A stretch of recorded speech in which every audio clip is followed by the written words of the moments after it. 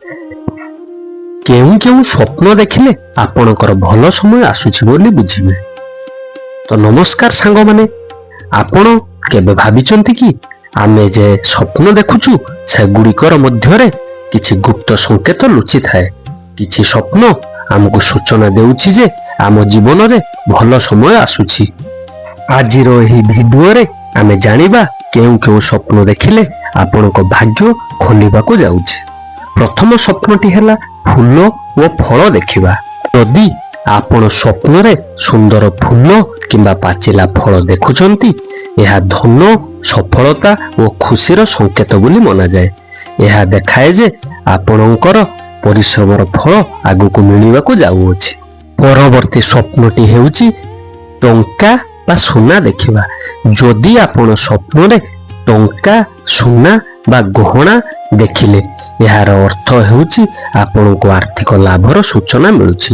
ଶୀଘ୍ର ଆପଣଙ୍କ ଜୀବନରେ ଧନର ଆଗମନ ହେବାକୁ ଯାଉଅଛି। ପରବର୍ତ୍ତୀ ସ୍ୱପ୍ନଟି ହେଉଛି ସାପ ଦେଖିବା। ସାପ ଦେଖିବାକୁ ଭୟ ଲାଗିପାରେ, କିନ୍ତୁ ଯଦି ଆପଣ ସ୍ୱପ୍ନରେ ସାପ ଦେଖୁଛନ୍ତି, ଏହା ଶକ୍ତି ପରିବର୍ତ୍ତନ ଓ ଭାଗ୍ୟ ଉନ୍ନତିର ସଂକେତ ବୋଲି ମନାଯାଏ।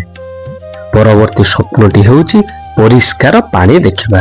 ଯଦି ଆପଣ ସ୍ୱପ୍ନରେ ସଫା ପାଣି ବା ନଦୀ ଦେଖନ୍ତି, ଏହା ଶାନ୍ତି ଓ ସୁଖର ପ୍ରତୀକ।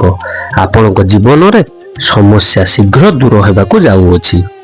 ପରବର୍ତ୍ତୀ ସ୍ୱପ୍ନଟି ହେଉଛି ନୂତନ ଘର ବା ଘର ବନାଉଥିବା। ଯଦି ଆପଣ ସ୍ୱପ୍ନରେ ନୂଆ ଘର ବା ଘର ବନାଉଥିବା ଦେଖିଲେ, ଏହା ଆପଣଙ୍କର ନୂଆ ଆରମ୍ଭ ଓ ସଫଳତାର ସଂକେତ ବୋଲି ମନାଯାଏ।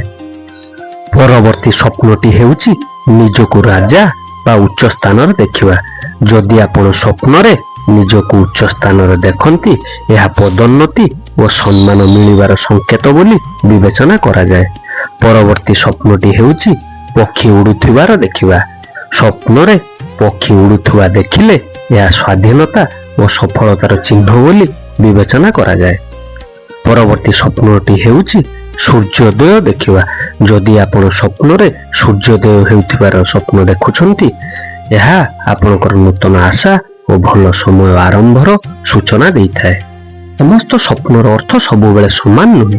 ଏହା ଆପଣଙ୍କର ମନୋଭାବ ଓ ପରିସ୍ଥିତି ଉପରେ ମଧ୍ୟ ନିର୍ଭର କରେ। ତେଣୁ ବନ୍ଧୁମାନେ, ଯଦି ଆପଣ ଏମିତି ସ୍ୱପ୍ନ ଦେଖୁଛନ୍ତି, ତେବେ ବୁଝିଯାଆନ୍ତୁ ଯେ ଆପଣଙ୍କର ଭଲ ସମୟ ଆଗକୁ ଆସିବାକୁ ଯାଉଅଛି। ଭିଡିଓଟି ଭଲ ଲାଗିଥିଲେ ଲାଇକ୍ କରନ୍ତୁ, କମେଣ୍ଟ କରନ୍ତୁ ଆପଣ କେଉଁ ସ୍ୱପ୍ନ ଦେଖିଛନ୍ତି। ଚ୍ୟାନେଲଟିକୁ ସବସ୍କ୍ରାଇବ୍ କରିବାକୁ ଭୁଲିବେ ନାହିଁ। ରହିଲି, ଧନ୍ୟବାଦ, ଜୟ ଜଗନ୍ନାଥ।